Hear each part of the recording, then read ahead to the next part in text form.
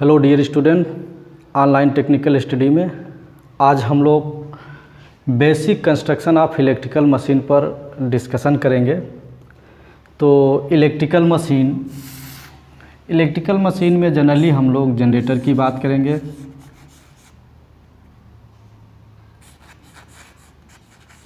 और मोटर की बात करेंगे।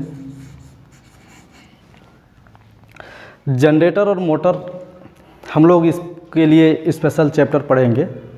अभी यहाँ पे नॉर्मली जान लेते हैं। Generator converts mechanical energy into यानी कि जनरेटर जो है यह मैकेनिकल एनर्जी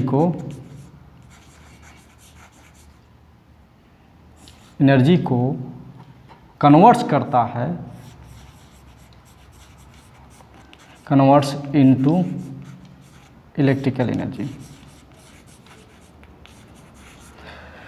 यानी कि जनरेटर जो है मैकेनिकल एनर्जी को कन्वर्ट्स इनटू इलेक्ट्रिकल एनर्जी यानी कि इलेक्ट्रिकल एनर्जी में कन्वर्ट करता है, जबकि मोटर जस्ट इसका उल्टा, यह electrical energy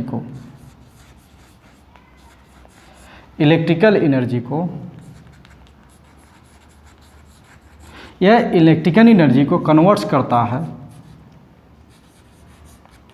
into mechanical energy.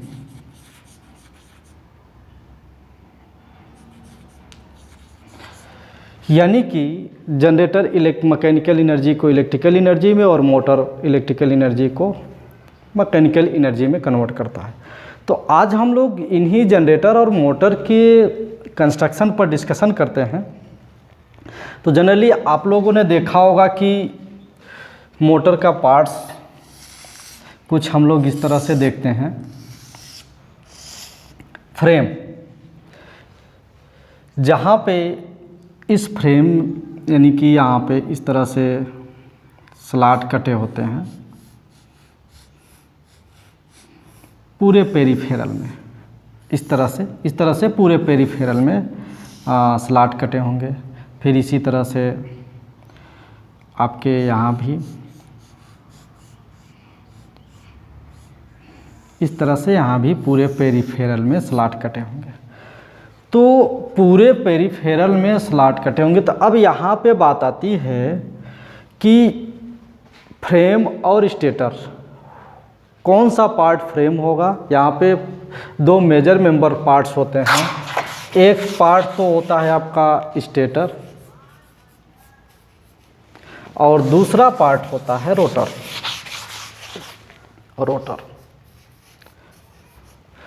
Stator and rotor. तो जो स्टेटर है, स्टेटर इज स्टेशनरी पार्ट। क्या चीज़? Stationary part. यह स्टेशनरी पार्ट है। Stator is stationary part and rotor क्या है? Rotor is free to rotate. यानी कि स्टेटर स्थिर पार्ट है, यह रुका हुआ होता है, और rotor is free to rotate, यह रोटेट करने के लिए स्वतंत्र होता है। जनरली यहाँ पे हम लोगों को अभी लर्न करना है कि केवल स्टेटर स्थिर रहता है, रोटर रोटेट करता है। अब दोनों में से यानी कि रोटर और स्टेटर में से जो फील्ड को, यानी कि जो फील्ड प्रोवाइड करेगा, ये मैग्नेटिक फील्ड प्रोवाइड करेगा, वह फील्ड वाइंडिंग को कहा जाएगा। यानी कि स्टेटर में, यदि स्टेटर में वाइंडिंग की गई है और यह मैग्नेटिक फील्ड को जनरेट करता है, तो फील्ड वाइंडिंग स्टेटर में होगा। तब जाके यानी कि दूसरा पार्ट अदर मेंबर जो है वह आर्मेचर वाइंडिंग हो जाएगी। यानी कि यदि यह फील्ड वाइंडिंग को प्रोवाइड कराता है तो यह फील्ड वाइंडिंग, यानी कि स्टेटर में फील्ड वाइंडिंग होगी, तब दूसरी वाइंडिंग में ईएमएफ इंड्यूस्ड होगा। दूसरी वाइंडिंग में जब ईएमएफ इंड्यूस्ड होगा तो यह आर्मेचर वाइंडिंग इसमें की जाएगी। यदि प्रोवाइड कराता है तो यहाँ पे फील्ड वाइंडिंग होगी और स्टेटर में तब आर्मेचर वाइंडिंग होगी। यानी कि आर्मेचर वाइंडिंग और फील्ड वाइंडिंग तब डिसाइड होगी जब हम यह देखेंगे कि कौन सी वाइंडिंग फील्ड को प्रोवाइड करा रही है या कौन सी वाइंडिंग में हम ईएमएफ इंड्यूस्ड करा रहे हैं। अब यहाँ पे बात आती है आपके स्टेटर और रोटर की बात। तो स्टेटर और रोटर जो होता है यह दोनों फेरोमैग्नेटिक मटेरियल के बने होते हैं। जैसे कि अगर हम लोग यहाँ पे बात करें तो ये पार्ट जो है हम लोगों का स्टेटर पार्ट है, यानी कि ये स्टेटर है और ये पार्ट रोटर है। This part is stator and this part is rotor. यदि स्टेटर यह स्टेटर है और यह रोटर है तो यानी कि स्टेटर और रोटर फेरोमैग्नेटिक मटेरियल के बने होते हैं। फेरोमैग्नेटिक मटेरियल यानी कि स्टेटर और रोटर दोनों फेरोमैग्नेटिक मटेरियल के बने होते हैं। अब दोनों को फेरोमैग्नेटिक मटेरियल का हम बनाते क्यों हैं? तो दोनों को फेरोमैग्नेटिक मटेरियल का इसलिए बनाते हैं क्योंकि फेरोमैग्नेटिक मटेरियल का जो एस होता है यानी कि रिलेक्टेंस होता है, यह एयर की अपेक्षा लगभग निग्लिजिबल होता है, नहीं नगण्य होता है, क्योंकि phi equal to MMF upon S यानी कि NI अपान एस।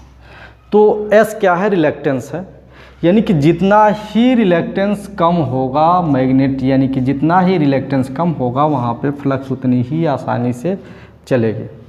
अब जितनी आसानी से फ्लक्स चलेगी तो यानी यहाँ से फ्लक्स को आसानी से हमको ले जाना है, तो उसके लिए हमको रिलेक्टेंस को कम करना पड़ेगा। रिलेक्टेंस क्या है? Reluctance is the property of material which oppose the magnetic flux, यानी कि रेजिस्टेंस पदार्थ की प्रॉपर्टी है, किसी भी पदार्थ का गुण है जो चुंबकीय बल रेखाओं यानी कि फ्लक्स के स्थापित होने में, फ्लक्स के फ्लो होने में अवरोध उत्पन्न करता है। तो हम चाहेंगे कि हम ऐसे मटेरियल का स्टेटर या रोटर बनाएं जिसमें फ्लक्स आसानी से चल सके, तो इसके लिए हम लोगों ने फेरोमैग्नेटिक मटेरियल को चुना। तो अब हम लोग बात करते हैं स्टेशनरी। जनरली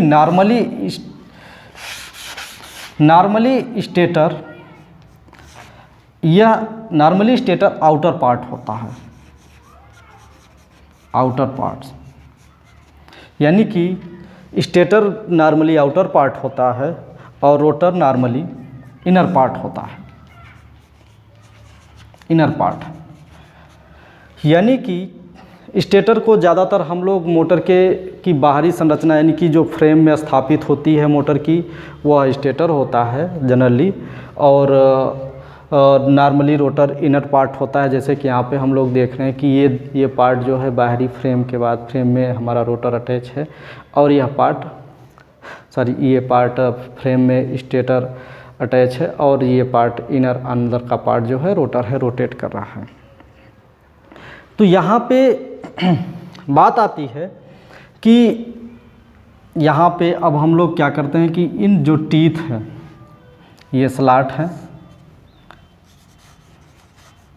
और ये टीथ हैं, तो स्लॉट में हम लोग कंडक्टर को इंसर्ट करके, कंडक्टर को प्लेस्ड करके बाइंडिंग बनाते हैं। स्टेटर में बिल्कुल उसी तरह से आर्मेचर के स्लॉट में कंडक्टर को प्लेस्ड करते हैं और वाइंडिंग बनाते हैं, आर्मेचर वाइंडिंग, यानी कि ये आर्मेचर वाइंडिंग होगी और ये फील्ड वाइंडिंग होगी। फील्ड वाइंडिंग, ये हम लोगों का फील्ड वाइंडिंग है।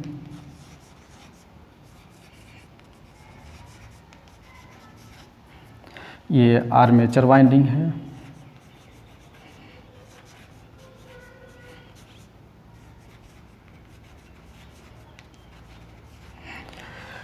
ये फील्ड वाइंडिंग है, आर्मेचर वाइंडिंग। तो अब यहाँ पे देखिए, आप लोग देखिए कि जो फील्ड वाइंडिंग है यह स्टेटर के इनर पार्ट में स्लॉट कटे हुए हैं, यानी कि स्टेटर में जो स्लॉट कटे हुए होते हैं, आपको यह लर्न होना चाहिए। Slot cut, slot are cut on inner periphery. Rotor में जो स्लॉट कटे होते हैं इनर पेरीफेरी में कटे होते हैं।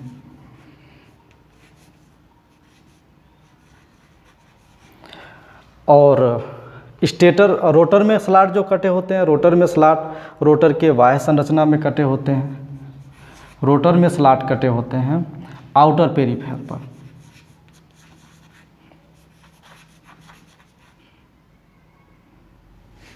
आउटर पेरीफेरी पर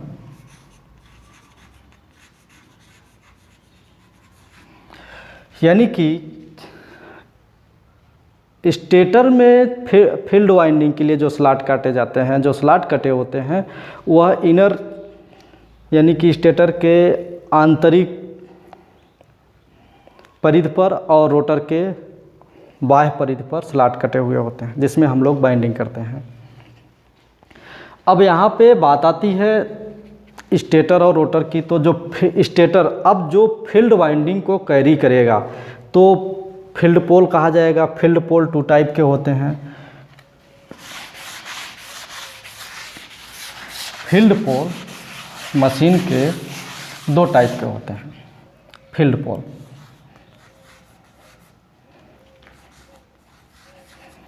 फील्ड पोल 2 टाइप के होते हैं। एक सेलिएंट पोल,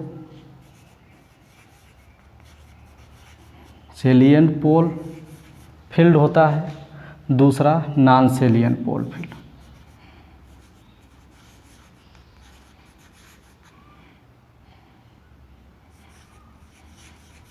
नॉन सेलिएंट पोल फील्ड और सेलिएंट पोल फील्ड टाइप 2 टाइप के होते हैं।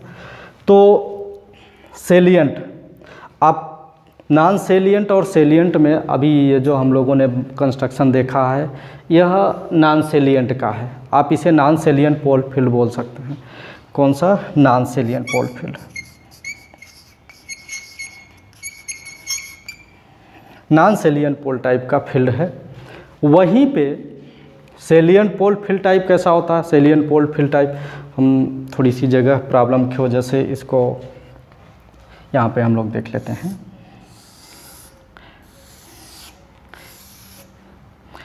इस तरह से पोल बने होंगे इसमें।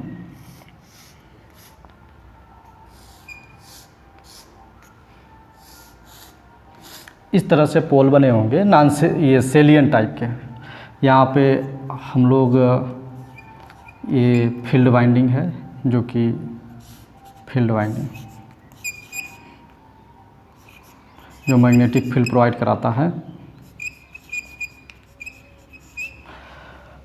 अब यहाँ इस तरह से सभी पे हम लोग फील्ड वाइंडिंग बना देते हैं।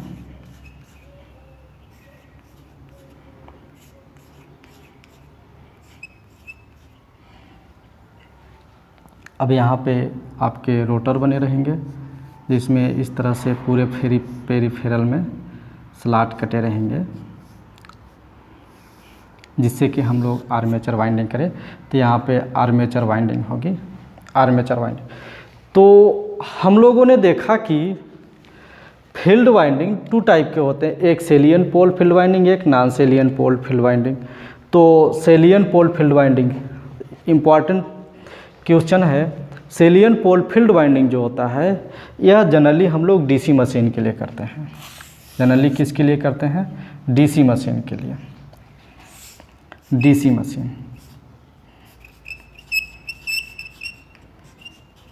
यानी कि सेलिएंट पोल टाइप की फील्ड जो होगी वह डीसी मशीन के लिए यूज किया जाता है, और सेलिएंट और नॉन सेलिएंट ये दोनों एसी मशीन के लिए, यानी कि एसी मशीन के लिए for AC machine, AC machine. AC machine में हम लोग जो फील्ड बनाते हैं, वह फील्ड जो होती है एसी मशीन के लिए, फील्ड जो होती है, फील्ड वाइंडिंग या फील्ड पोल जो होता है, यह सेलिएंट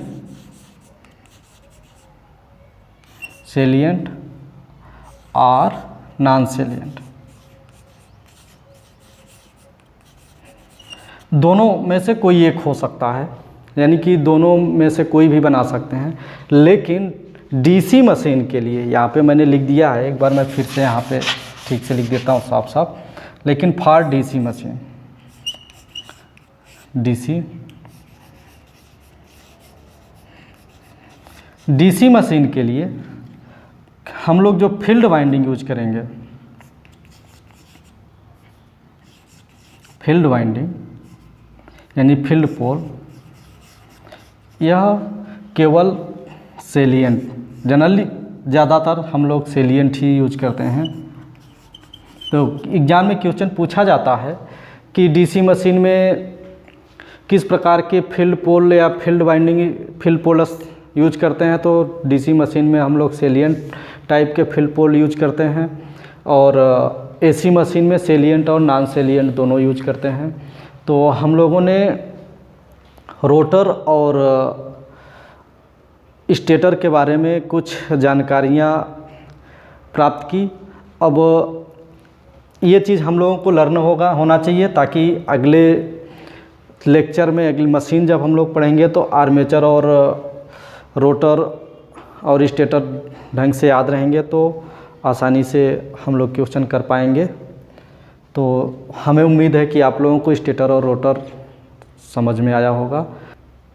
थैंक यू।